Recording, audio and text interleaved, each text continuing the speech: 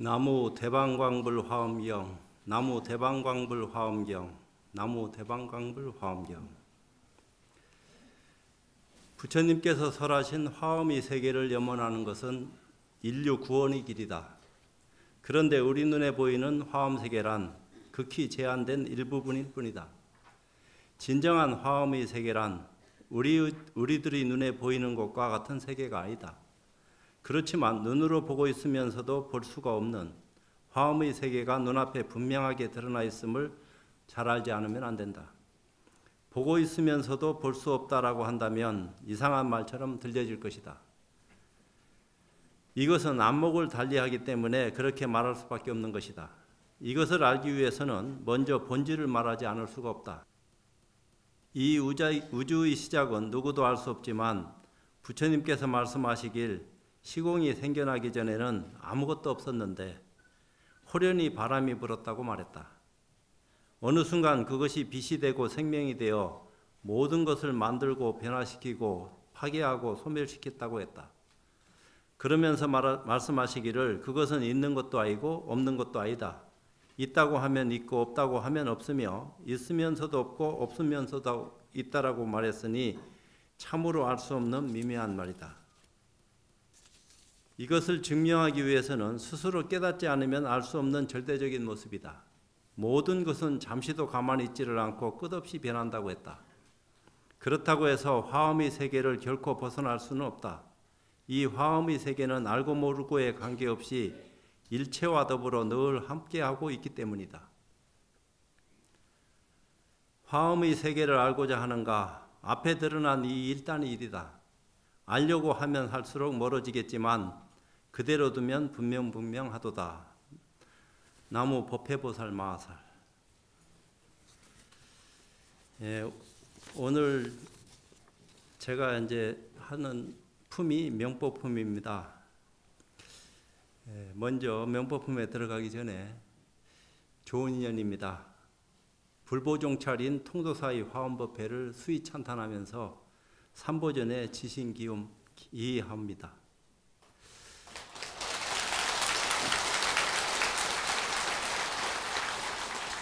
오늘 법회는 최근에 무비큰 스님께서 강설하신 80권 화엄경을 이제 모태로 함께 공부하는 시간을 갖도록 하겠습니다. 석가모니 부처님께서 성도하시고 최초에 설하신 화엄경은 큰 바다에 바람이 그쳐 파도가 없어져 고요할 때 삼라만상이 도장 찍히듯 표면에 나타난 것 같이 부처님의 마음에 아르마리의 파도가 일지 않고 지극히 맑고 고요하여 삼세일체법이 일시에 밝게 드러난 해인산매의 힘에 의해 만유를 진실하게 설한 것이다 라고 말했습니다. 그 첫 번째 설법은 부처님께서 정각을 이루신 아란야 법보리도량에서 세주 묘원품부터 비로자나품까지 6품을 설하셨는데 이때 맨 처음에 보현보살이 거명되었고 보현보살과 이름을 같이 하는 동명보살들과 그 이름을 달리하는 이명보살들이 끝없이 등장하고 수많은 신중과 출룡팔부 등이 함께했습니다. 제2품인 열애현상품에서 세존께서 처음으로 40개나 되는 치아 사이에서 중보와 변조 광명 등 10가지 이름의 광명을 방광하셨고 미간백호에서 일체 보살지 광명, 보조요시 방장 광명을 방출했으며 그 광명은 부처님 오른쪽을 돌아서 양쪽 발바닥으로 들어갔습니다. 이때의 설법주는 보현보살이 중심이 되었고 제3품이 보현삼매품에서 부처님의 의실력을 받들어 모든 삼매의 근원인 일체제불 비로자나 열애장신 삼매에 들어갔습니다. 제4품 세계성취품, 제5품 화장세계품, 제6품 비로자나품에서 제1차 설법이 끝났습니다. 제2에는 장소를 보광명전으로 옮겨 제7품 열애명어품, 제8품 사성제품, 제9품 광명각품을 설했을 적에 믿고 서는데 근본이 되는 두 발바닥에서 100억 광명을 놓아 견고한 믿음을 보여주셨습니다. 제10 보살문명품, 제11 정행품, 제12 현수품까지 6품을 보광명전에서 설법하여 마치셨으며 이때의 설법주는 문수살이 보살이었습니다. 이때 십신법문에서는 범부를 위한 법문이므로 삼매에는 들어가지 않았습니다. 그리고 제3회 설법은 장소를 도리천으로 옮겨 설하셨는데 세존께서 일체 보리수 나무 아래를 떠나지 아니하고 수미산에 오르시어 제석청의 궁전으로 나아갔습니다. 그리고 제13품 숭수미산정품을 설했고 제14품인 수미정상 개참품에서 세존께서 두 발가락 사이에서 100천억의 미묘한 광명을 놓아서 시방의 일체 세계 수미산 꼭대기에 있는 제석천 중에 계시는 부처님과 대중들을 널리 비추었습니다. 이때 법회보살이 설법주가 되어 부처님의 의실력을 받들어 널리 사방을 관찰하고 개송으로 말씀하셨고 제15품인 십주품에서 법회보살이 부처님 의실력을 받들어 보살 무량 방편산매에 들어갔습니다. 이 산매의 힘으로 법회보살이 일천 불찰미진수세계의 법회부처님에게 가피를 받고 십주원문을 설했습니다. 이때 십주회를 설하였고 제16 범행품에서 정념천자가 법회보살에게 물었고 이에 십주행을 설명했습니다. 제17 초발심 공독품에서 제석천왕이 법회보살에게 물었고 이에 십주덕을 설명했으며 이때 제석천이 법회보살에게 묻기를 불자여 보살이 처음으로 보리심을 내면 얻는 공덕이 얼마나 됩니까? 하고 묻자 법회보살께서 이 뜻은 깊고 깊어서 말하기 어렵고 분별하기 어렵고 믿고 이해하기 어렵고 증득하기 어렵고 평하기 어렵고 통달하기 어렵고 생각하기 어렵고 헤아리기 어렵고 들어가기 어렵습니다. 비록 그러나 내가 마땅히 부처님의 의실력을 받들어 그대로에 설명하겠습니다. 보살이 분재와 한계를 넘어서 시방세계를 분명히 알기 위해서 보리심을 낸 것입니다. 라는 등의 질문이 여러 차례 반복됩니다. 그리고 오늘 제가 설하게 될 제18품, 즉 3회 법회 10주의 마지막 품인 명법품을 이제 설하게 됐습니다. 이 품은 전품인 초발심 공덕품을 더 견고히 해서 보리심을 내게 하고 다음에 올 십행법을 더 분명하게 하기 위해 정진해 보살님이 묻고 법회보살이 법을 설했습니다. 참고로 십주품에서 법회보살이 삼매 들었는데 이건 이제 차제로 낮은 단계의 어떤 입장에서부터 뒤로 가면 갈수록 덕이 높은 보살의 어떤 입장이 출현해서 법을 묻고 대답하는 그런 어떤 기회를 갖는 것 같습니다. 이제 이 품을 설하기 전에 제가 알고 있는 상식적인 얘기를 먼저 조금 하고 그렇게 하고 본문에 들어가서 입장을 정리하는 기회를 갖도록 하겠습니다.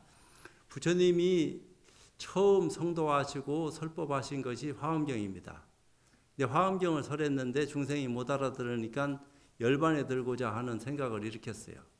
그러자 이제 범찬이 나타나서 과거 전생에 부처님께서 저희들에게 약속한 것이 있습니다. 중생계가 닿을 때까지 중생 구제를 위해서 참 애끼지 않겠다고 그렇게 약속을 했는데 열반에 드신다 하는 것은 무슨 까닭입니까? 그러자 이제 부처님이 그걸 상기해서 열반에 들지 않고 중생들을 위한 아주 초보적인 아함경을 설하게 됐다. 이게 방편설로 그렇게 말씀하시는 거죠. 그래서 아함경을 설했는데 아함경에는 화엄이 있고 화엄경에는 아함이 있는 겁니다. 그 얘기는 뭐냐면은 화엄경을 알게 하기 위해서 아함, 방등, 반야, 법화 열반에 이르기까지 모든 가르침이 화엄경을 소화시키기 위해서 부처님이 49년간 설법했다 해도 과언은 아닙니다. 이제 그런 어떤 입장이기 때문에 반야 속에도 화엄이 있고 화엄 속에도 반야가 있고 모든 것이 화엄의 바다 속에서 일체가 다 맞아떨어지는 그런 인연을 연출했다. 이렇게 생각하시면은 오히려 쉬울 수도 있습니다. 반야를 얘기할 적에 금강경에서 그 아상인상 중생상을 얘기할 적에 그 아상이라 하는 것은 아라한가를 증득한 자들이 가지고 있는 아상을 부처님께서 지적을 했다. 이렇게 말씀을 올렸습니다. 사실 그렇습니다. 그러니까 보살지위에 올라가서 상이 떨어진 그런 상태에서 정진을 발휘하는 그런 입장이 돼야 되는데 그 성문 영각의 어떤 입장에서는 상을 여의지 못했기 때문에 아직까지는 부족하다 하는 차원에서 너는 아직까지 깨달음에 들었기는 들었다 하더라도 더 원만한 완벽한 부처님이 원하는 그런 깨달음에는 아직 미치지 못했다 하는 사실을 이제 비춰 드러내는 어떤 입장이기 때문에 그 아라한가를 증득한 입장에서 아상이라 하는 것은 나도 깨달았다 하는 그런 어리석은 상이 일반 중생들 눈에는 그런 것들이 살펴질 수가 없지만 보살이나 부처님의 눈에는 그 아라한가를 증득한 자들이 그런 상을 내는 것을 알고 지적을 하는 그런 모습이 있을 수밖에 없다. 이런 어떤 입장을 말씀을 올립니다. 그래서 이제 그 앞에 교리적으로 이해할 적에 희유하십니다 하는 것을 전부 다 선적으로 설명을 해서 굉장히 힘들고 어렵고 이렇게 어렵게 만들었는데 알고 보면은 굉장히 쉬운 대목들입니다. 수보리가 그것을 알았기 때문에 짐작을 한 거죠. 어느 정도 짐작을 하고 부처님께 그것을 여쭈려고 하는 기회를 엿보다가 때가 돼서 부처님 앞에 나아가서 그 일을 여쭈게 됐어요. 여쭈게 됐는데 느닷없이 그냥 희유하십니다 하니까 그 대중들은 다 어리둥절할 수밖에 없죠. 그냥 희유하십니다 하니까. 근데 부처님은 알아들으시고 선제다 이러니까 거기서 다 해맞췄다 이렇게 얘기하니까 뭐 또 배우고 말고 할 게 뭐 있냐. 하지만 그 희유하십니다 하는 내용 중에는 저희들 선남자 선녀인도 안욕따라 삼맥삼보리를 증득했고 저 보살들도 안욕따라 삼맥삼보리를 증득했는데 똑같은 안욕따라 삼맥삼보리인데 왜 그 입장이 다릅니까? 저 보살들은 원만하게 수행을 잘하고 있는데 저희들은 아직까지 저 보살들만큼 원만한 수행을 이룩하지 못하고 있는 것 같습니다. 그 까닭이 뭡니까? 하는 것을 묻는 그 내용들이 거기 다 포함되어 있다고요. 그러니까 부처님께서 아상인상 중생상이 있어서 그렇다. 중생상 수자상까지. 그 수자상은 뭐요? 나도 열반을 증득했다 하는 상이 수자상입니다. 그냥 뭐 오래 살고 말고 하는 그런 어떤 입장을 얘기하는 것도 있을 수 있겠지만 나도 깨달았으니까 알고 보면은 유효열반을 증득했다 하는 거 아니에요. 수보리 아라한가를 증득한 사람들도. 그러니까 그런 입장에서 열반을 증득했다 하는 어리석은 생각을 가지고 있기 때문에 너는 저 보살들처럼 원만히 수행하지 못한다 하는 그런 내용들을 거기 적나라하게 다 드러내고 있어요. 그것을 교적으로도 이해하고 선적으로도 이해해서 선교가 도리 아닌 차원에서 회통을 쳐가지고 더 알기 어려운 어떤 입장들을 좀 알아듣기 쉽게끔 이렇게 얘기해 주면은 제일 좋지 않겠나 이런 생각이 많이 들어요. 이 화엄경에서도 인간은 등장 안 합니다. 천신이나 야차, 용왕, 뭐 건달바 하는 모든 이름은 다 등장하는데 우리가 본 적이 없어요. 말만 부처님이 말씀하셨기 때문에 그런가 하는 그런 입장만 드러난 거지. 이제 법화경에서 부처님 제자들이 등장을 합니다. 인간이 등장하는 거지. 그러니까 법화경은 부처님이 세상에 출현했을 때 나타나는 경제이다. 이렇게 이제 말을 해요.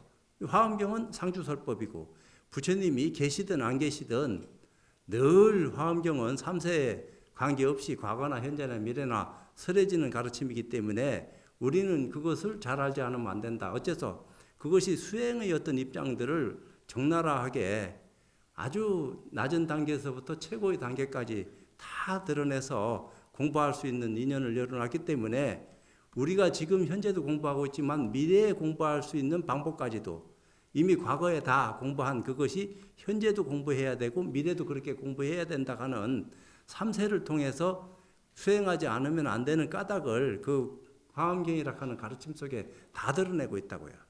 근데 우리는 그런 어떤 입장에서 화엄경을 좀 깊숙이 들여다보는 그런 입장을 가지지 않으면 안 된다. 이런 생각을 많이 들어요. 근데 이제 여기 지금 저한테 주어진 시간이 오전 50분, 오후 50분이기 때문에 이 경전을 다 끝내기 위해서는 읽어야 됩니다. 그 내용을. 그러니까 그러지 마시고 이해를 해 주시기 바랍니다. 예, 그때 정진해 보살이 법회 보살에게 일러 말하였습니다. 불자여 보살마살이 일체 지혜를 구하려는 마음을 처음 내고는 이와 같이 한량없는 공덕을 성취하여 큰 장엄을 구족하고, 이 공덕하고 복덕하고는 틀리죠. 복덕은 유의법을 얘기하는 거고 공덕은 무의법을 얘기하는 거기 때문에 공덕을 쌀약하면은 무위법에 연관된 깨달음이 있어야 돼요. 그래서 자성을 요달하는 그런 인연을 성취해야지 공덕이 살펴지지. 안 그러면은 복이나 짓고 마는 겁니다. 그래서 양무제가 달마스님 만났을 적에 나는 천불천탑을 쌓고 수없는 절을 불사를 하고 스님네들한테 공양을 올렸는데 공덕이 얼마나 됩니까? 하나의 공덕도 없습니다. 조그만치의 공덕도 없다. 그렇게 얘기한 것은 성품을 깨닫지 못하고 하는 행위는 다 허망함에 지나지 않는 것이기 때문에 자성을 요달하고 보살의 어떤 큰 깨달음 속에 들어가야지 공덕주가 돼서 공덕을 지을 수 있는 그런 인연을 형성할 수가 있는 거지. 그러니까 복덕과 공덕은 달라요. 그렇지만 세상 사는 데는 공덕도 쌓아야 되지만 복덕도 필요해요. 이제 이런 생각이 많이 들어요. 일체 지혜의 수레에 올라서 보살이 바른 지혜에 들어갔으며 모든 세간법을 버리었고 부처님의 출세간법을 얻었으며 과거 미래 현재의 모든 부처님이 거두어 주심으로 가장 높은 보리의 구경의 곳에 결정코 이룰 것입니다. 이 전편에 설하신 재석천왕이 묻고 법회보살이 대답한 초발심 공덕품의 어떤 가르침이 굉장히 이제 불자들한테 와닿는 그런 가르침이었을 수도 있어요. 초발심시 변정과 가듯이 그 초심의 어떤 그 마음만 바란 것만 하더라도 온갖 보시를 한 그 공덕보다도 더 수승하다. 이런 내용들이 아마 전품에 쭉 나왔을 겁니다. 근데 대중들이 거기에 만족을 하고 더 이상 정진 안 하고 그쯤만 해도 안 됐나 이런 생각을 할까비 또 걱정이 돼가지고 요번에는 이제 보살이 등장해가지고 법회보살한테 묻고 법회보살이 이제 대답을 하는 그런 어떤 입장을 얘기하는 거죠. 저 모든 보살들이 부처님의 교법 가운데 무엇을 닦으면 모든 열애로 하여금 환희케 하며 모든 보살이 머무는 곳에 들어가며 일체 큰 행이 다 청정함을 얻으며 큰 소원을 다 만족하게 하며 모든 보살이 광대한 곳집을 얻을 수 있습니까? 정진의 보살이 법회보살한테 질문을 계속 던집니다. 이 질문 던지는 앞의 얘기는 제가 쭉 다 해서 개성까지 마치고 답이 중요하니까 묻는 게 중요한 게 아니고 이 물음에 대한 답은 도대체 어떤 모습으로 얘기를 해서 중생들이 마음을 편하게 하는지 그 까닭을 얘기하겠습니다. 또 응당 교화할 바를 따라 항상 법을 설하면서 바람일다의 행을 늘 버리지 아니하며 생각하는 바의 중생들을 모두 제도하게 하며 삼보의 종성을 이어 끊어지지 않게 하며 성군과 방편이 다 헛되지 않게 하겠습니까? 어떻게 해야지 이렇게 될 수 있겠습니까? 불자여 저 모든 보살들이 무슨 방편을 쓰면 능히 이 법을 원망케 할 수 있습니까? 원하건대 예민하게 여기사 저희를 위하여 말씀해 주십시오. 여기 모인 모든 대중들이 모두 줄교 듣고자 합니다. 그 까닭을 몰라서 묻는 것도 아니고 알고 묻는 것도 그렇지만 모르는 것도 물어야 되죠. 짐짓 물어주는 것도 있을 수도 있고 그렇지만 이제 다시 한번 일체 대중들을 위해서 이런 이제 법을 물음으로써 더 수승한 법을 자각하고 있는 또 그것도 부처님의 실력을 빌어서 보살의 입으로 부처님의 실력을 대신 말씀하시게끔 그런 삼매 속에서 얘기되어지는 그런 입장들을 앞에서 다 얘기해놨기 때문에 지금 보살의 입을 빌려서 얘기하지만 사실은 부처님이 말씀하시는 거랑 같습니다. 또다시 저 모든 보살 마하살들이 어떻게 항상 부지런히 닦아야 일체 문명의 어두움을 없애버리며 마군을 항복받고 외도들을 제어하며 일체 번뇌의 때를 영원히 씻으며 일체 성근을 다 능히 성취하며 일체 나쁜 갈래의 모든 액난에서 길이 벗어나며 일체 큰 지혜의 경계를 깨끗이 다스리겠습니까? 또 일체보살의 모든 지위와 모든 바람일다와 다란이와 삼매와 6가지 신통과 삼명과 4가지 두려움이 없는 청정공덕을 성취하며 일체 부처님의 모든 국토를 장엄하고 모든 상호를 갖춘 몸과 말과 마음의 행을 만족하게 성취하겠습니까? 또 일체 모든 부처님 열애의 힘과 두려움 없음과 함께하지 않는 부처님과 일체 지혜의 지혜로 행할 경계를 알겠습니까? 지혜 가운데 또 지혜로움, 그건 말할 수 없는 큰 안목으로 거듭 있는 그런 입장이기 때문에 건해지하고 또 다른 거죠. 일반 사람들이 가지고 있는 얄팍한 지혜와 또 보살들이 가지고 있는 지혜, 대보살들이 가지고 있는 지혜, 부처님이 가지고 있는 일체 종지를 다 눈뜬 큰 지혜, 이런 것들은 지혜라는 이름을 빌려서 사용은 해도 우리가 그것을 도대체 어디서부터 어디까지 받아서 소화할 수 있는 능력을 내가 지니고 있는지 내 스스로도 알지 못하고, 그런 눈을 뜬 사람이 옆에 있는데도 내가 물어볼 수도 없고 또 말해준다 해도 그 까닭도 모르고, 우린 진짜 까막눈인데 어떻게 해야지 이런 법들을 다 소화해서 참 보살들의 어떤 위치에 올라가고 부처님의 그 입장까지도 환희케 할 수 있는 그런 모습으로 거듭날 수 있느냐. 또 일체 중생을 성숙해 하려고 그들의 마음의 좋아함을 따라 부처님 국토를 취하며 근성을 따르고 시기를 따라 잘 맞추어 법을 설하여 갖가지 한량없이 광대한 불사를 지을 수 있겠습니까?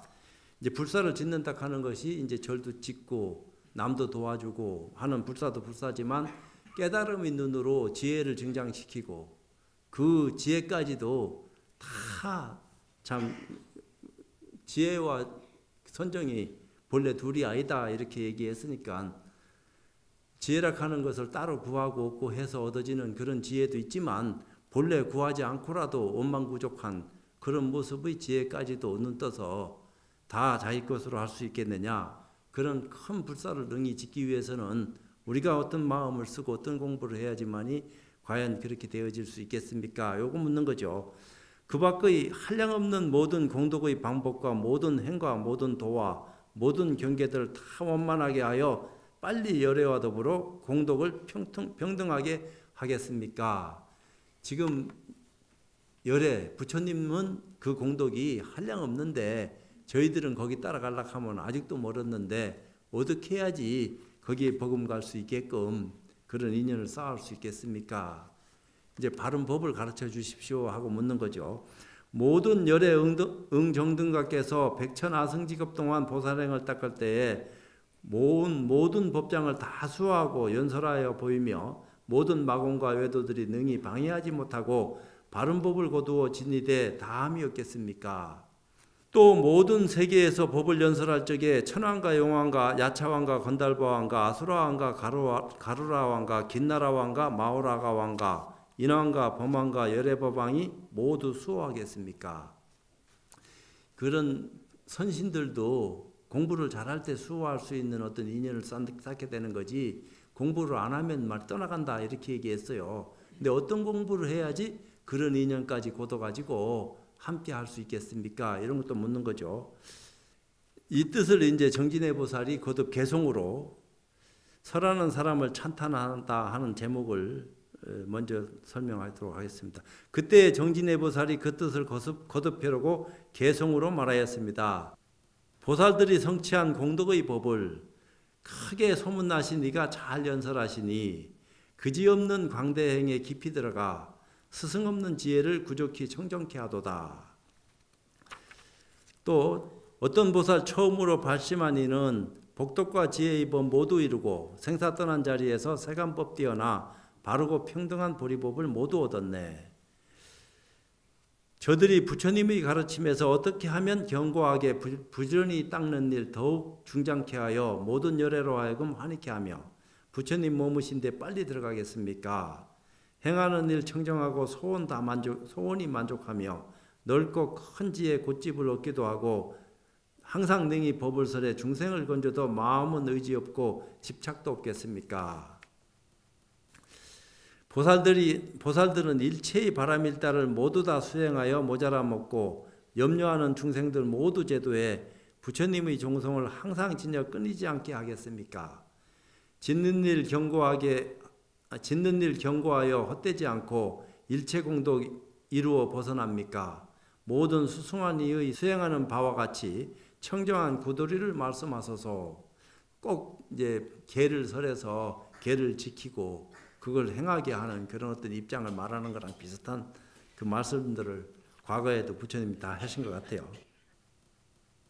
일체 어두운 문명을 영원히 깨트려버리고 마곤들과 외도들을 항복받으며 떼먹고 더러운 것 씻어제하여 열애의 큰 지혜에 가까이 할 수 있겠습니까?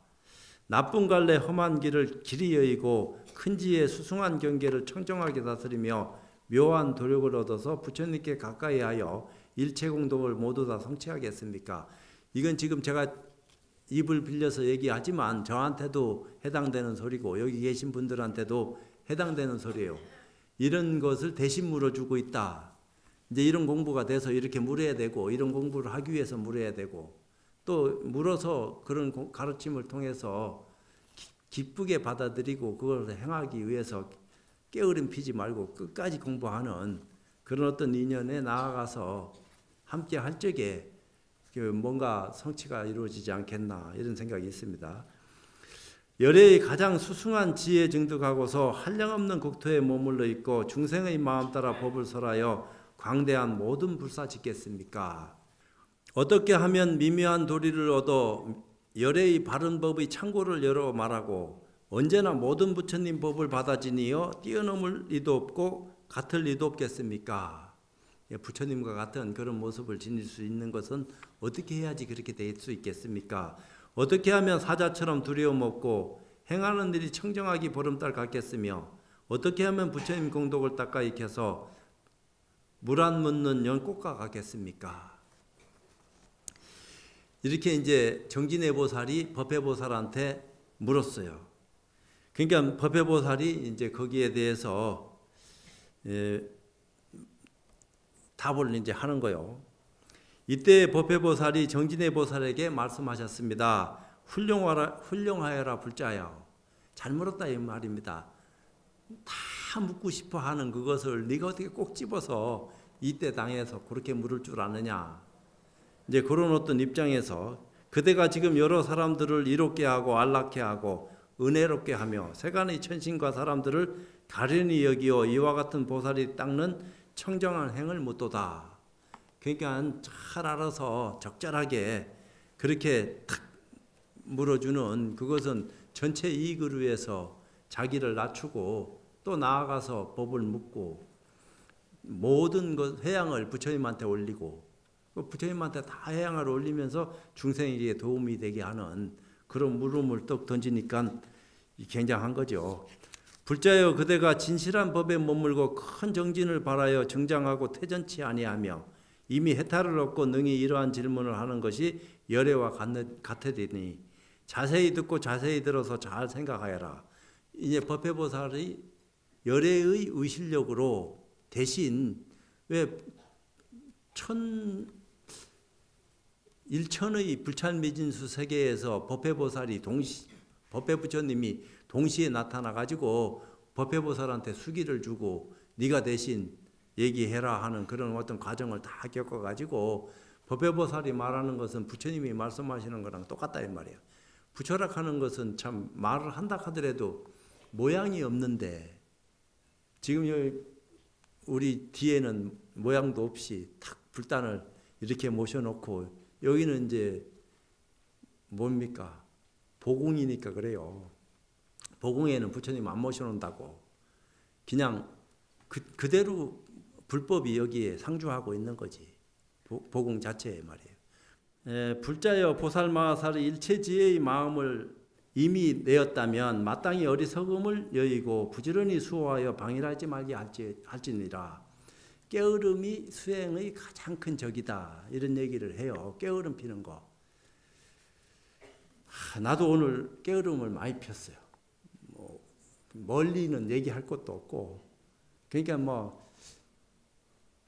바쁘다 하는 핑계로 깨어름을 피고 아이고 오늘 가서 어떻게 해야 되나 이 생각을 그런 생각 안 하고 와야 되는데 그런 생각을 안 할 수가 없다고 이 통도사락 하는 데가 그냥 보통 그 큰 절이 아니라 이거 하나밖에 없는 절입니다.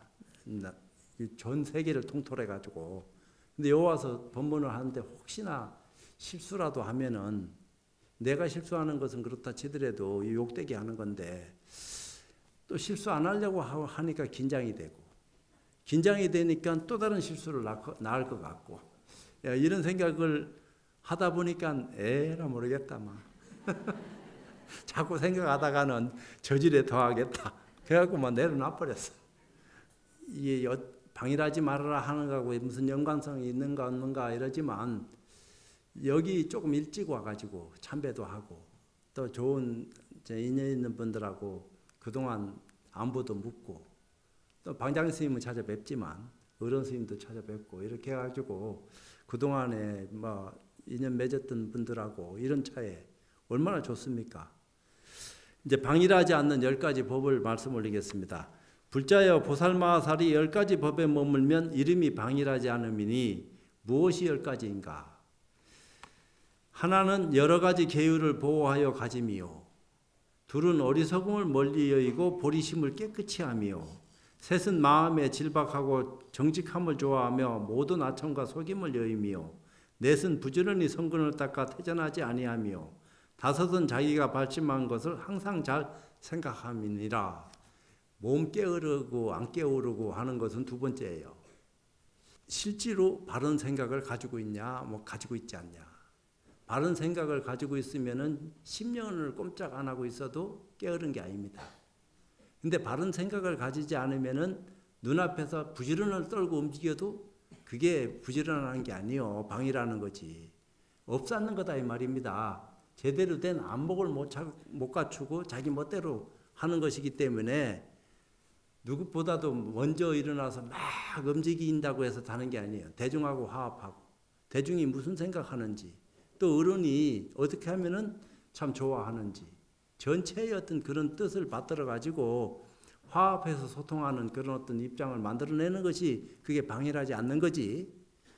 몸 많이 움직이는 게 방일하지 않는 거다 하면은 저질이 하는 사람들일수록 많이 움직이면 큰일 나요. 그 사람들은 가만히 있어야 돼. 움직이는 데 따라서 이상한 짓 하니까.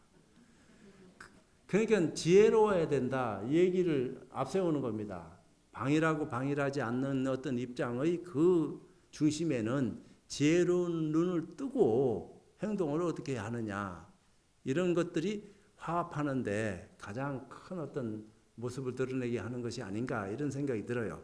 그래서 지혜로운 눈을 뜨고 제대로 된 판단을 통해서 가서 조심스럽게 이제 그런 어떤 의견을 개진해서 한 수 배우든지 내가 모르던 것을 네가 지적해 주는구나. 그러면서 서로 통하는 그런 기쁨을 맛보든지 이런 어떤 입장을 통해서 거듭나는 것이 대중생활 아닌가 이런 생각을 내가 합니다. 하나는 여러 가지 계율을 보호하고 가지며 둘은 어리석음을 멀리 여기고 보리심을 깨끗이 하며 셋은 마음에 질박하고 정직함을 좋아하며 모든 아첨과 속임을 여의며 넷은 부지런히 성근을 닦아 태전하지 아니하며 다섯은 자기가 발심한 것을 항상 잘 생각함이니라. 여섯은 집에 있거나 출가한 일체 범부에게 친근하기를 좋아하지 아니하며 일곱은 선한 업을 닦으면서도 세간의 과보를 구하지 아니하며 여덟은 이승의 길을 여의고 보살의 도를 행하며 아홉은 온갖 선근을 즐겨 닦아서 끊어지지 않게 하며 열은 스스로 계속하는 힘을 항상 잘 관찰함이니라. 이건 이제 정진에 대한 올바른 가치관을 눈뜨고 그 길을 가는 것이 방일하지 않는 것이다. 이제 그런 어떤 입장이 아니면은 이게 깨어러 빠진 거다.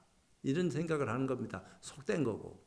세속적인 가치관에 물들어 가지고 자기 욕심만 채우고 전체의 어떤 입장은 외면하는 그런 모습보다는 보살도를 행하라. 모든 사람을 위해서 자기도 희생할 줄도 알아야 되고 남을 위해서 봉사도 하고 그런 눈을 크게 떠서 전체 이익되게 하는 것이 무엇인지를 잘 살펴서 나도 그 길을 가고 전체도 그런 길을 갈 수 있도록 그렇게 이제 힘을 합치는 것이 잘 사는 길이다. 이런 얘기를 하는 거예요. 불자여 만약 모든 보살이 이 10가지 법을 행하면 이것이 곧 이름이 방일하지 않는데 머무는 것이 되느니라. 그러니까 우리는 깨어름 피고 저 사람 왜 이렇게 깨어름 피고 방에서 나오지도 않노. 참 큰일 났다. 이럴 수도 있는데 한번 일어서서 기지개 펴면은 또 남들이 못하는 일을 해제낄 수도 있는 기고 그럼 내 생각이 좁은 거요. 저 사람 생각이 넓고 깊은 거요. 갈 수가 없다 이 말이야. 그걸 어떻게 해야지 잘 가려서 살필 수 있는 눈을 우리 스스로 가질 수 있겠습니까? 요거를 이제 묻고 대답하고 그렇게 되도록 만들어주는 가르침이 이 속에 다 있으니까 가르침을 청하고 법을 묻고 가르침을 청해라. 그래야지 거기서 오는 그런 인연들이 더 나를 살찌게 한다. 이제 이런 얘기 하는 거죠. 불자여 보살마하살이 방일하지 않는데 머물면 10가지 청정함을 얻나니 무엇이 어린가? 하나는 말한 대로 행하며 둘은 생각과 지혜를 성취하며. 말한 대로 된다. 저 사람 부자 되게 해야지. 저 사람 망하게 해야지. 이런 소리는 안 하겠지만 뭔가 뜻대로 되게 한다. 참 이게 쉽지 않은 얘기입니다. 누가 말을 한마디 한다는 책임지는 말을 하는 건데 책임지는 위치에 있는 사람이 책임지는 말을 해서 실제로 그렇게 이루어지게 한다. 야, 이건 참 아무나 그렇게 할 수 있는 입장은 아니에요. 근데 그렇게 되어질 수 있는 입장을 보고 얘기하는 것은 괜찮은데 영 형편없는 거, 그 말도 받아들이지도 못하고 그런 말을 해가지고 책임도 못 질 그런 말을 네 잘 돼야 되겠다. 아무한테나. 이런 거는 쉽지 않은 얘기다 이 말이요. 물론 그걸 받아들여서 지가 잘 되려고 애를 쓰고 실제로 참 노력을 해서 좋은 결과를 얻고 감사함을 느끼고 참 그때는 내가 어려울 때고 내가 아무것도 모를 때고 천둥벌구숭이로 살 적에 호련히 다가와가지고 내 등을 두드려주고 내 손을 잡아주고 나한테 좋은 가르침을 줘서 내가 지금 오늘날 있게 됐습니다. 그 은혜가 말도 못하게 크고 깊습니다. 어떻게 갚아야 될지 모르겠습니다. 이런 생각을 할 수 있는 그런 분위기를 만들어내는 것이 그 우리가 사는 어떤 삶 아니겠나 이런 생각이 내가 많이 드는데 실제로 이런 말을 하면서 그 말을 실천하고 있습니까? 이걸 나한테 묻는다면은 잘하고 있습니다. 이렇게 얘기할 자신이 과연 얼마나 되느냐. 하려고는 노력하고 있습니다. 이 소리는 할 수 있겠지만 잘하고 있습니다. 이 소리는 참 쉽지 않은 말이요. 그렇지만 잘하고 있습니다 할 정도로 돼서 남한테 얘기할 정도 돼야지 내 눈도 크게 떴다 하고 남 눈도 크게 뜰 수 있게끔 길을 열어준다고 말할 수 있지. 안 그러면 이거 쉽지 않은 거다. 이런 생각이 들어요. 하나는 말한 대로 행하며 둘은 생각과 지혜를 성취하며 셋은 깊은 선정에 머물러 혼침하거나 망상하지 아니하며 넷은 불법을 구하기를 게을리하지 아니하며 다섯은 들은 법문을 이치에 맞게 관찰하여 교묘한 지혜를 구족하게 출생함이니라. 여섯은 깊은 선정에 들어가 부처님의 신통을 얻으며 일곱은 마음이 평등하여 높고 낮음이 없으며 여덟은 모든 중생들이 상중하에 대하여 마음에 장애가 없는 것이 마치 대지와 같이 평등하게 이익을 지음이니라. 아홉은 만약 중생이 한 번 보리심을 낸 일을 보더라도 존중하여 섬기기를 화상과 같이 하며 스님들 보는 것처럼 삼보를 공경하게 하는 것처럼 하며 열은 개를 일러준 화상이나 아살이나 모든 보살이나 선지식이나 법사를 항상 존중하여 섬기고 공양함이니라. 불자여 이것을 이름하여 보살이 방일하지 않는데 머무는 10가지 청정이라고 하느니라. 그러니까 불법을 호지하고 진정으로 지혜로운 눈을 떠서 모든 불사를 원만히 짓고 다 그런 어떤 인연 속에 나아가서 정진하는 그런 입장들을 말하는 것 같아요. 그런 것들이 보살행이다 이 말이에요. 그러니까 깨어름을 피면은 그런 것도 못한다. 그 깨어름을 피지 않는다 하는 얘기는 정진한다는 얘기인데 정진은 도대체 어떻게 하는 거냐. 힘을 얻어야지 정진하는 거다. 내가 앉아서 말뚝박 오는 것처럼 24시간 꼼짝 안 하고 있다고 해서 정진이 아니다. 그건 업 쌓는 거지. 그런 업을 쌓는 거다. 그런 모양을 짓는 것이기 때문에 모양을 짓고 안 짓고 관계없이 업에서 벗어나서 진정한 불사를 지을 수 있는 지혜로운 눈을 어떻게 해야지 뜰 수 있겠습니까? 성근공동만 짓는다고 해서 그런 불사를 원만히 쌓을 수 있겠습니까? 물론 그것도 하나의 원인은 될란지는 몰라도 선지식 만나는 원인이 가장 큰 원인 중에 하나다. 길 안내자를 잘 만나야지 나도 길을 잘 갈 수가 있지. 안내자 없이 내 혼자 간다고 해서 그게 얼마나 전생의 공덕을 쌓았으면은 그런 길에 딱 가서 달라붙겠느냐. 이거 쉽지 않은 일이다 이 말이요. 그러니까 끝없이 참 정진하고 그것을 부처님한테 해양하고 덜 남이 나를 원망하더라도 상대방 원망 안 하고 그걸 달게 받아들이고 그렇게 이제 할 수 있는 마음의 여유를 갖춘다 하는 것이 이게 참 쉽지 않네. 다섯 번째, 이제 고집은 다 됐네요. 이제 그만둘 때 됐나? 떠들다 보니까 막 이래 되는데 이 나머지는 또 하도록 하겠습니다.